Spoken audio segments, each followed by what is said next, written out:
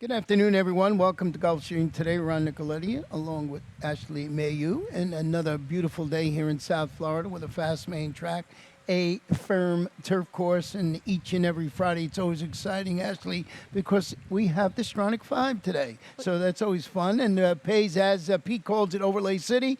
Have you hit one yet? I have not. I play them, especially when Laurel's going, because I love Gulfstream and Laurel. Those are like my two favorites. So I'm excited that Laurel's going to be back in the mix. I don't know if you looked at the races there yesterday, Ron. They had a 9-race card, and 6 of the races were won by Jamie Ness or Claudio Gonzalez. So I'm going to watch out for those two today. Yeah, Claudio Gonzalez. Someone said he hadn't run a horse all like winter long because of the COVID. Comes back and wins 3 races. So he does an incredible job. That's one of the reasons when we put a ticket together, I go Claudio first, Jamie Ness. So yeah, I had it one time that one day when it paid $500 and it was all favorites. I couldn't believe it. So that is a little later on the Stronach 5. With today we got a fast main track, firm turf course. We already got about 25,000 in the early pick 5 pool. And Ashley, I know you have a ticket you want to show everyone. Yes, I do. I have my magic number now, Ron. You have your 43.20. Mine's $24. Went too deep here in the first leg. I think Master Q's a little sneaky. I think he's coming into this race off his best performance last time out, but I do think the horse to beat is the number 7 Gunman. I thought that before the 2 scratches, which I used both of those horses. He's going to be extremely tough, I think, at this level. Also went too deep in race 2. I used the 4. She's just a very consistent mare. But the 2, Etana, I find intriguing. She's a hard-trying mare, but she typically has a lot of work to do late. She always gives her opponents an advantage early on. So hopefully she'll be in the mix a little bit earlier today. Then race 3 and race 4 went too deep in both of those. Specifically in race 4, I think Mudslide Wicked draws the rail. And having that 1 post position, you have speed on the rail. It could be really dangerous. But Better Be Swift, I know this is one we're going to talk about a little bit later. Impressive on the debut here, just making that second career start. And then finally, my spread race, as always, I spread in that last leg. I went 3 deep in here. It's a non-winners of 2 lifetime, so I wanted some coverage, Ron. Yeah, that's a wide open affair. I did use the 7 on and the 6 on my ticket to Siddharth and Grazer, but did not use the other horse. But we'll talk about that a little later on. And you're absolutely right. We got hit by the scratch bug in race number 1. By the way, it's a 5-furlong turf event. Maiden claim is 3 and up 25,000. And as Ashley alluded to, scratch of Super Boom and Not Your Supreme, who are my second and third choices underneath, certainly made number 7 Gunman look good, dropping to the 25 level, turning back to 5, prompted the pace, weakened to finish third against those 35 maidens going a mile. I want to show you a quick stat on Mike Maker with horses going from a route to sprint. These are maiden claimers on the turf. He's 5 for 20, 25%, 45% in the money. 203 is the return investment. Sure looks awful tough in there, but I like Master Q too, maybe to grab a share. Yeah, I think these are the top 2. I do think the scratch of Super Bloom just makes kind of Gunman the horse that stands out a little bit. You mentioned that last race, finished third, beaten by 5 1/4. Now second off the claim. You gave the stat for Mike Maker. Well, when Zayas is in the saddle for Mike Maker, another strong combo, 28% here at Gulfstream Park. But I agree. I think Master Q last time out kind of waked up a little bit. It was only his second time sprinting on the turf course. He was in for a lower tag on that event, but he did make a nice move in the stretch, and I think that at least gives him a little bit of respect in here and certainly to use. He's already down from the morning line, which I would expect in this field. Yeah, 3 to 5 on the number 7, as we mentioned with the scratches, 2 horses in there. Race number 2, no such case, no scratches. In race number 2, it's a 1-mile claiming event. Fillies and Mares, 4 and up, $6,250. And we have, once again, we start the day always with our exactas flip-flopped in here. You're going to start it off with the number 2 horse in here, Etana. Etana last time out, far back early on, dead last, and she's done this several times. You kind of look at her last 3 efforts. She's always been last early on, but I thought she made a really nice late move. She's beaten by 2.5, considering everything. I like that, race from her. Paco's, been aboard the last 2 times, aboard again today. I'm just hoping she can be a little sharper out of the gate, because I think last time out she could have given the winner, Bahamian Girl, a little run for her money had she been closer. 2 starts back. It was an even 4th. It wasn't great, but I think last time out she really, stepped up. I'm excited to see her go forward from here. She's pretty consistent here at Gulfstream Park. All 3 of her wins have been here over the main track. So for me, I went with Etana on top, but I know obviously around the 4, Lady Fiorella, One last time out, has won 2 of her last 3 races, so I understand why using this horse on top also makes sense. Yeah, and she's 3 for 4 in the money at the mile, so she stretches out. She's going to step up today. She dueled through the stretch and held on really gamely to defeat those 3 lifetime claimers, going 6.5. I like the fact that she's proven she can run at the mile distance, but it's tough to make that jump up in conditions. Antonio Sano, Lionel Reyes in the saddle. What about the 6, Love Daddy Nears? Drop it to the 16 level on the dirt after facing tougher on the turf, going both long and short with very little success in there. So Safi Joseph Jr., I wanted to see a stat with his horses, just all claimers going turf to dirt, and he's 17 for 60, 28%, 53% in the money, 216 is the return of investment. It's Safi. You got to give it a second look with a good stat, but hasn't been very pretty in this last couple of races. No, really hasn't shown much since 2020 up at Woodbine, and those races were over either the Tapeta or the turf course up there. Had some minor placings. You kind of see that run where this one finished 2nd, 3rd, and then 4th. And then not too much as of recent. Looking at those races, they've all been over the turf. So I agree, Ron. I think this horse getting onto the dirt could be intriguing. Has never raced on the dirt in the career at all. The moves in the morning, they're not fast. I mean, there's nothing to really take away from there. But I think on the drop and just seeing the success that Safi has had moving horses from the turf to the dirt definitely warrants this one some respect. Let's go to the turf for the 3rd race. It's about 7.5 furlongs. Claimers, fillies, and mastering up. Non-winners of 2 in life. 12.5 down to $10,000. Didn't have a scratch in there. Not many scratches on the card except for that first race. Scratched the 6 in here. And we got our exacta flip-flop again. Once again, I went with the 3, Chicago, who broke her maiden at this distance, was across town at Gulfstream Park West, and stretching out after rallying to hit the board in 2 of 3 recent turf sprints against those 16 to $20,000 2 lifetime claimers. I like the drop to the 12.5 level. Looks like a good move for me today. I like the drop, but I also like the stretch out. I think looking at those efforts here in late December, early January, nice closing kick in both of them. They were going 5, now going 7.5, and that's 2 turns here. I'm excited to see this one kind of return to a 2-turn distance because the last one you see was June 2020 at Tampa. It was a 4th place finish, only missed by a length and a quarter, and was favored in that event, but that was against $25,000 non-winners of 2 lifetime. I think last time out, this one was favored again and just kind of hung a little bit, but the class relief should help, and I really do like this one stretching out. Yeah, 8-5 today, but you did put the number 1. What's the move now? Change of barns going to the Michelle Nihi barn. It's the daughter of Summerfront, which I like on the turf drops. Followed her maiden victory going a mile with a pretty poor showing as the favorite last time. Yeah, her last race, I'm kind of draw a line through. I mean, she finished 7th in a 7-horse field, beaten by 5 1/4, was favored. I thought the maiden score here just after Christmas, the 26th of December, was a pretty nice win, was gutsy, was expected to win. You can see didn't offer much value in that race, but got the job done by a neck. Was pretty far back early on, and I just thought it was a big performance after this one. Got up in time, was wide at one point in the race. Obviously, there are some head scratches with that most recent race, but now dropping in for 12.5, shortening up a little bit. I'm just going to go to this horse on the rail. I know also I want to mention, when she broke her maiden, she didn't have early foot, but she has shown it a little bit 3 starts back. That was at Churchill. She was kind of forwardly placed, so it'll be interesting to see what Miguel Vasquez does with the rail draw today. Hopefully, it fares well for her. Yeah, and Danny Gargan, previous trainer, as I mentioned, now going forward for Michelle this afternoon. 7 Sister is Devil, stepping up to face winners after using her speed. She defeated those 16 maidens going a mile in the 16th. Liz Dobles, Lionel Reyes handling the turn back. The turn back to the about 7.5 furlong distance. Just speed. And boy, this barn, just over the last couple of days, talking about Elizabeth Dobles, horses have run well. Definitely. I had a winner yesterday, I believe, with Uncle Fun, who I think paid about $12. It was a nice price in that race. Obviously, best race was last time out, getting that maiden score. Took her a while to do so. I mean, she wasn't one that was constantly hitting the board.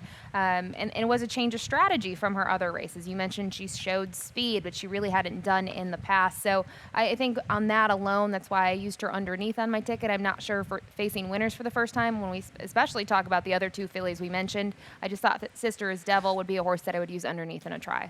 Yeah, but it's amazing. You see horses that take time to break their maiden, and all of a sudden the light bulb goes on, and all of a sudden they win 2, 3 in a row or run well. So we'll see if that is the case with the number 7 Sister is Devil. So that's the first 3. Short break, come back. I think my ticket is 43.20, but I'm not positive. We'll see when we come back.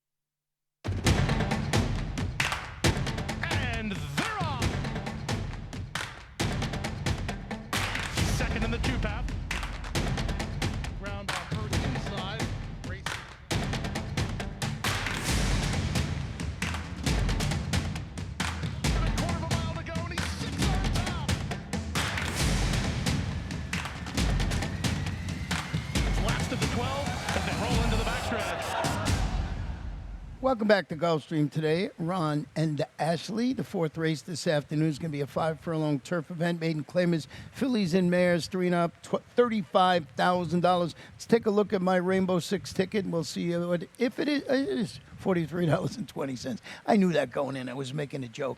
I like Better Be Swift in here driving win, but I understand what you said about the number one Mudside Wicket being the inside post for Maria Mahia, and Angel Arroyo trying to improve on. Likes to finish second, that horse. I went 3 deep again in race number 5. Thought Sid Art might be the right one in there. And race number 6, Long Beach Kid, I have some interest in. Tellington, going to show you the horse's last race. Real Talk, I like in race 7. Race number 8, La Shara, Kelsey's Cross, got a speed play in the 9th to 5. Sarah Mia trying to steal the nightcap at 12-1, I hope, for Juan Avila. And Marcos Meneses is going to be in the saddle today. Interesting to see how you saw race number 4. Do we have our exacta flip-flopped again in here?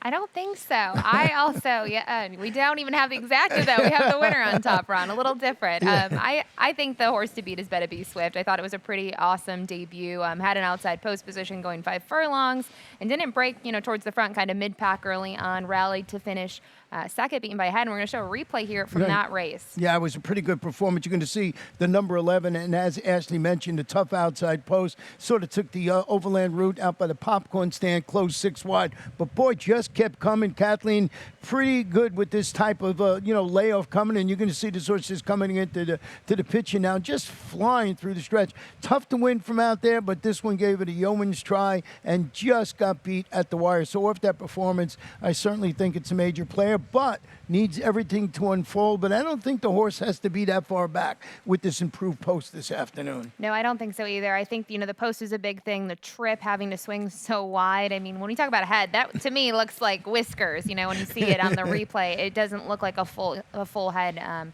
It's kind of an unlucky sort of situation. But the barn does very well. Kathleen O'Connell does well off this sort of layoff. We haven't seen the horse since mid-January.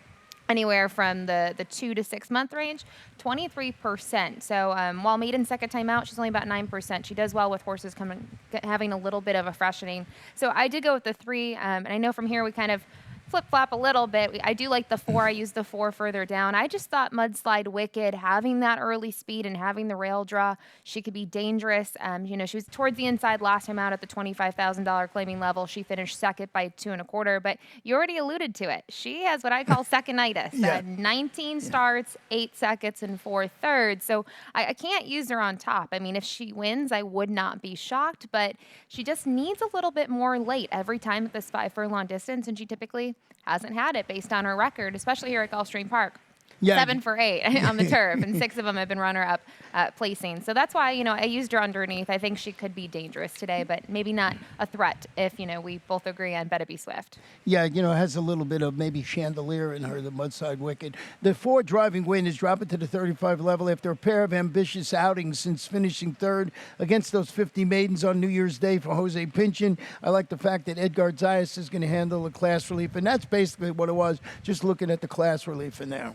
Yeah, and you mentioned that race 3 back where this one finished, 3rd beaten by a length. You see the runner-up came back to win next time out. So it was a productive race. Even the start 2 back, Lime, the second place finisher, came back to win. So this is some class relief. By far, she's in for the lowest tag of her career. And I do think she could certainly step up. Last time out was just a very ambitious spot.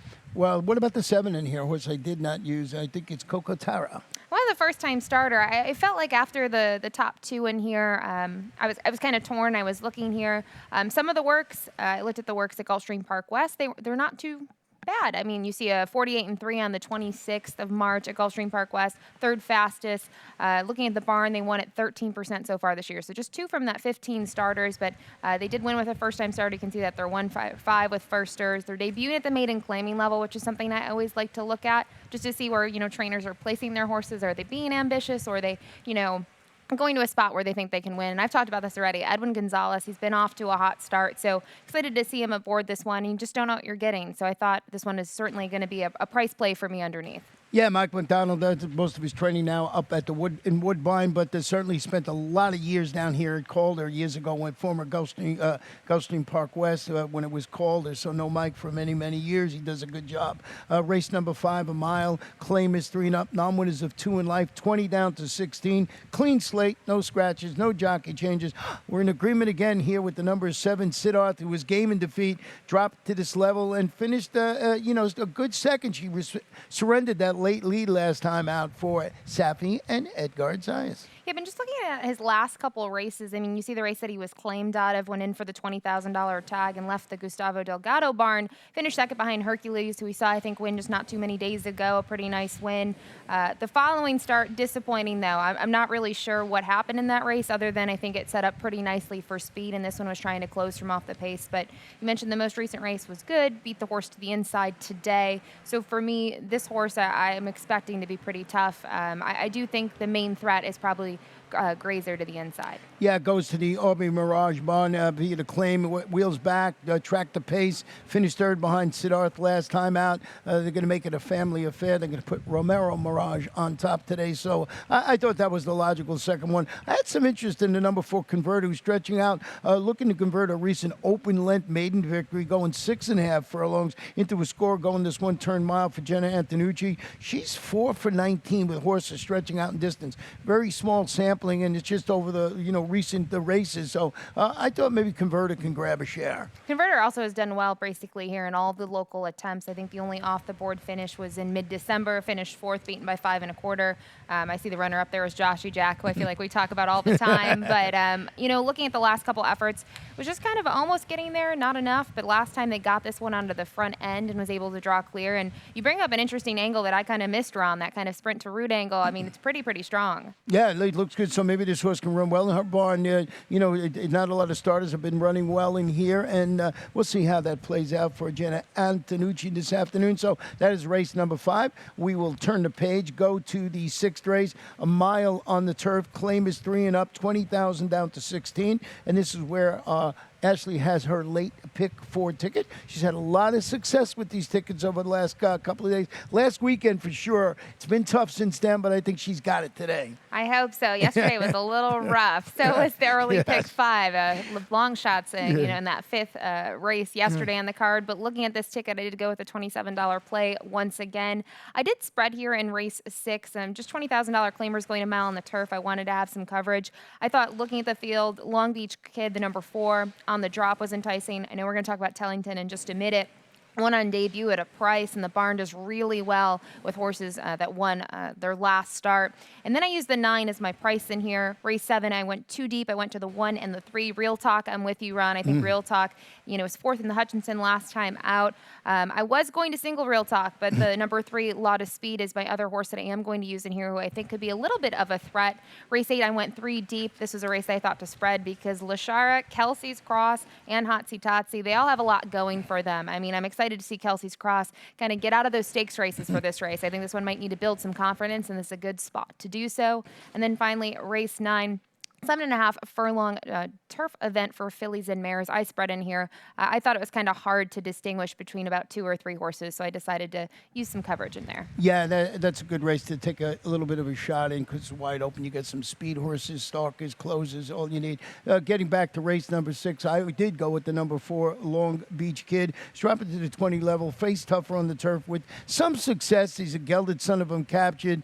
Just had a good performance for Kathleen O'Connell, Miguel Vasquez in the saddle today. Wow, look at that. We got the same exact try. That's about time. We haven't been agreeing too much, Ron. I think, looking at that last race, finished 5th, beaten by 2 lengths. We already talked about Uncle Fun. Won yesterday on the card, was the 3rd place finisher. The runner-up was, I believe, the speed in that race and just kind of faltered a little bit. So, Uncle Fun was not too far ahead of this one, so I think that gives this one some respect, dropping in for a lower tag. And really, he's had pretty solid starts under, the 5 races so far. They've all been pretty consistent. So that's kind of why I use Long Beach Kid on top as well. Yeah, and I just think the horse can flaunt its tactical speed in this particular race for Kathleen. The number 7, Tellington, is coming back to the mile after, an eye-pleasing debut victory in which he rallied from the parking lot. We'll go back and show you this one. It was quite a performance for its debut. So I just thought the horse closed there. You'll see Tellington now out there, just coming and closes against, look at the fractions. They weren't that fast,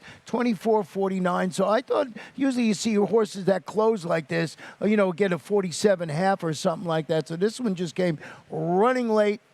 Looks like the afterburners were turned on, and it was a pretty good performance to get up under the shadow of the wire. And David Fawkes is the trainer, so I just thought that was a good performance. Yeah, it was far, far back, and you wonder how much this colt learned in that race as well, because I feel like that would be a learning experience, kind of having to rally from the back. And you bring up a good point. I mean, the pace was not contested at all. I mean, it was kind of walking. It was a walk in the park. Got the head bob over Land Biscuit, who I believe came back to finish third in the following start. But the big thing I mentioned already, David Fawkes does a tremendous job with horses in general, but when they won their last start, he has a repeat trip to the winner's circle 27% of the time, which stood out to me. You see Amicia Jaramillo staying aboard. I like seeing everything kind of stay the same. And you knew the number 9. I was going to use it no matter what because of the name. Ha-cha-cha. I had to have that one on there. Another one from Kathleen O'Connell turns back to the mile. Finished that track to pace third against similar. Jose Morales had his first win, 20-year-old kid from Panama.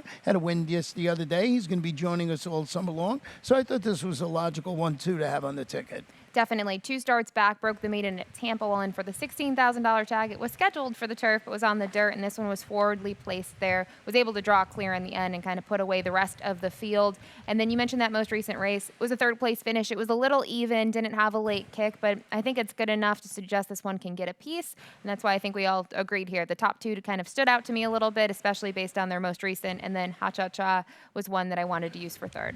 Yeah, 2 from Kathleen, and then, the old adage of the longer price of the uncoupled entries, so keep that in mind. Race 7 on the main track, allowance optional claimant 3-year-olds, or the optional claimant price is $75,000. And I like Real Talk today, stretching out to the 7/8, hoping for a dry track after following his allowance victory. Stalks the action, as you mentioned, finished 4th behind aforementioned Law of Speed. I didn't think this horse wanted anything to do with that wet track last time out for Carlos David. Paco Lopez, of course, we'll talk about that in a couple of moments, going for his 3,000 victory this afternoon. But I just thought this was the logical one. I think he's logical. I think if you look at the start 2 back where he won pretty easily, he got the lead early on, and now he's going to have an inside draw, which should certainly be to his advantage. The only thing is, 3 starts back when I look at that race where he finished second behind Willie Boy, who won the Hutchinson, he was just...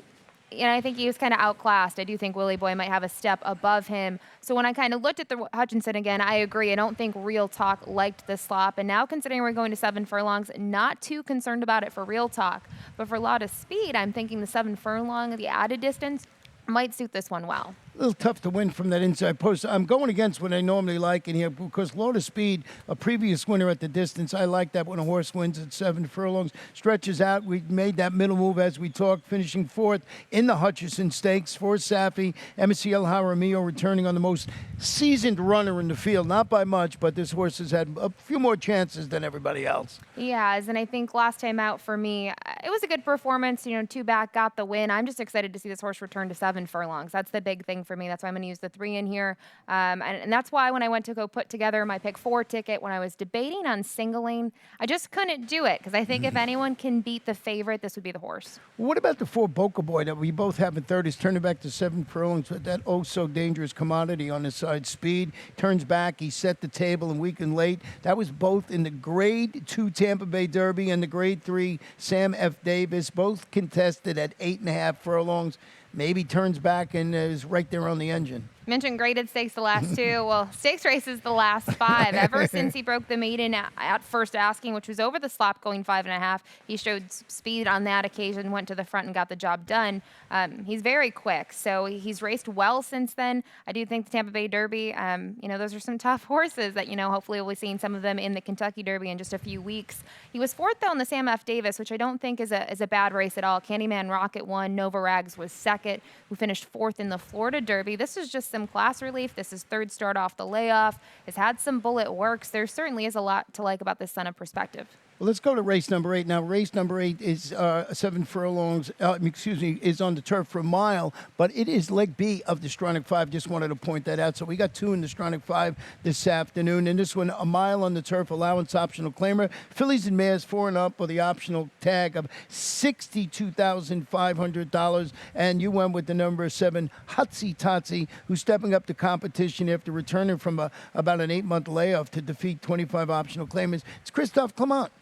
It is. I mean, for me, the big thing was last time out, it was the first start off the layoff, and I thought it was a pretty game and gutsy performance. Had to kind of battle it out late, but got the job done by a neck. This one was very game off the layoff.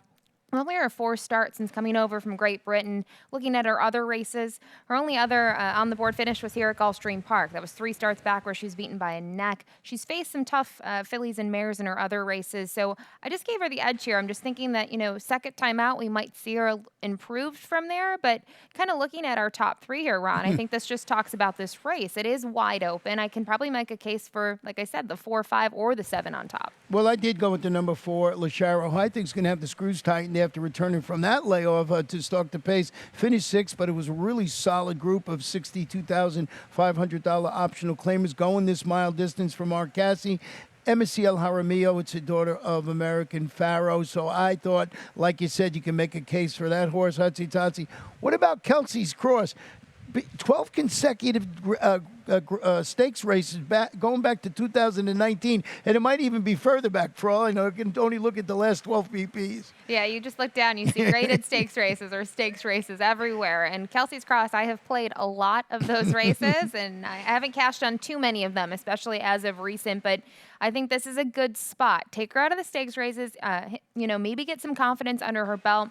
If you look at her at Gulfstream Park last summer, I mean, she had a second in a stakes race. She was third. She was competitive in those smaller stakes races, but last time out at Tampa, the Grade 3 Endeavor, Counterparty Risk was the winner. Those are just some really tough fillies and mares. So she seems to like it here. All of her lifetime wins have come over this turf course, which I think bodes well for her. And looking at her workouts, she's been pretty sharp, especially with that most recent drill at Palm Meadows with the bullet work. And Chantal Sutherland will be in the saddle. Had a victory for the Connections the other day for Patrick B. and Cohn. So really nice 8th race. And as I said, leg B of the Stronach 5. We'll go to the finale today, about 7.5 on the turf. These are optional claiming fillies. 3-year-olds started for $35 or less, or the optional tag of $35,000.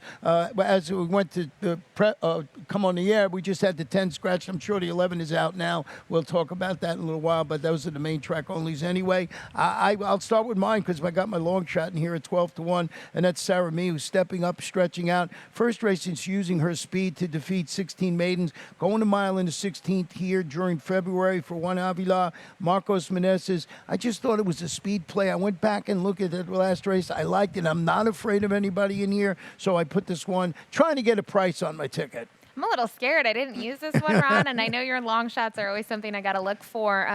Yeah, she's a speed play. She has a ton of early foot. She showed that on debut. I think my only concern with her, which is probably why I didn't use her at all, just her drills have not been flashy. And not that they need to be fast. I saw her drills in January before that start. They were just a little, tighter and a little quicker than they have been as of recent. So for me, I was going to kind of wait and see, and we're going to use some horses that have had a couple more starts under their belt. Well, you did go with the horse. Well, we basically have, we got some interest together, and you went with Kate's Kingdom, who's turning back to the about 7.5 after following her maiden victory. Comes back, runs second in front of a horse we're going to talk about in a minute, and that is Lulula for Armando de la Cerda. And if Pete, I went back and watched Lulula's last race. We're actually going to show it in a moment after you talk about Kate's Kingdom. I wouldn't want to announce this horse around the track at all. Yeah, me either. But speaking of Kate's Kingdom, you mentioned the winner, Porque No. After yesterday's performance, I think that's another reason I elevated Kate's Kingdom on my ticket. I thought that was a really nice win yesterday in race 4. Was just missed by half a length. Was a really nice maiden score, only at the 16 level. And I think the spot last time out was certainly a step up. Not only facing winners for the first time, but just looking at the level. So this daughter, Animal Kingdom, stood out to me. Both her turf races have been great. She just didn't show anything on debut because I don't think she likes the dirt. So that's why I ultimately did use her on top. Well, talking about Lulula, we're going to go back and show you this horse's last performance. First, we're going to show her getting shuffled back as she's going into the first turn. She is the number one, and this happens a lot with turf races. Just really nowhere to go, and had to go out just trying to find a place to run in there. Then we're going to switch to the where she's just boxed the stretch on the way home. You'll see her turn her for home. There she is. Just one of those trips that you get on the turf. You're just hoping for something to open up, and just basically stayed that way.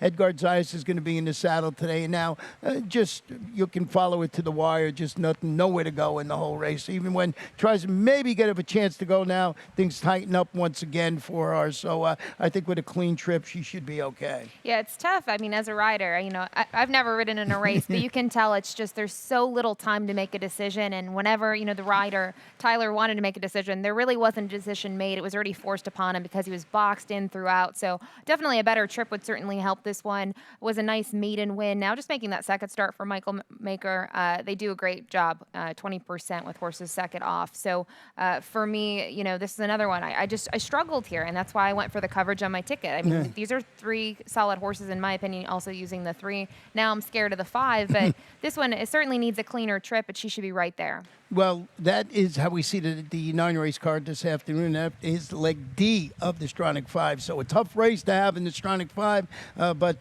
put your tickets together, and you can either single my selections or Ashley's, and then I don't know what's going to happen. With that said, we'll go to our lightning round, and you sort of tipped it here, Ashley, with Porque No notches her 4th consecutive victory. So we're just going to go back. It is so hard for a horse to win 4 consecutive victories, and here you see it, and she did it in style. I just thought it was a good performance. 4 consecutive victories. I think she deserves a hat off for that performance. Certainly. You mentioned 4 in a row, especially for a young horse to win 4 in a row. It's not like she's a seasoned mare or anything like that. She's a younger horse. So excited to see what Fauna Racing, Kent Sweezy, and the connections do from here, because I do think she probably does have a spot maybe in some stakes races here to kind of get in even deep in waters, because she stepped up each and every start.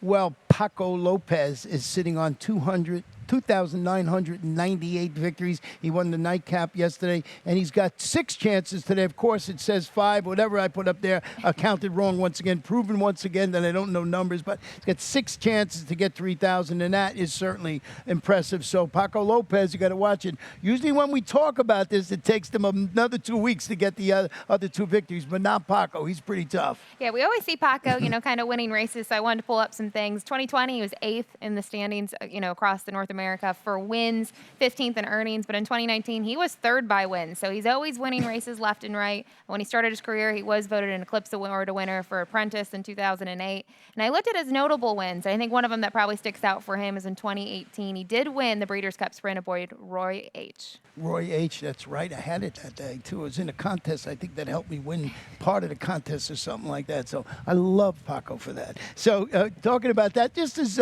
one cute thing I wanted to show. My cousin Tom has a farm up in Saratoga, and he had a Arrogate baby born the other day, and I just wanted to show you this baby. Now, the speck of white on this horse, and just born the other day, and just so cute. One of those cute pictures that Acacia always showed on the lightning round. Now you've gotten soft and showed the cute photos too, Ron. Yeah, we'll see if this one has anything like Arrogate, right? Doesn't look like Arrogate, but we'll see if this one can get close to those purse earnings, right? Yeah, just a nice picture. Wanted to put that out. 5-0 farm up there in Saratoga Springs, and then good news for us and good news for everybody. The Black Eyed Susan tickets are now on sale. It's always a fun day. I love going to Black Eyed Susan Day. It's all about the ladies and the female fillies on the track. And last year was a little different, Ron, with COVID and everything. The schedule wasn't the same. So now have that Friday, Saturday races down at Pimlico. It's going to be exciting. Yeah, just go to Preakness.com. You can get all the information there. And as we said, it's going to be a great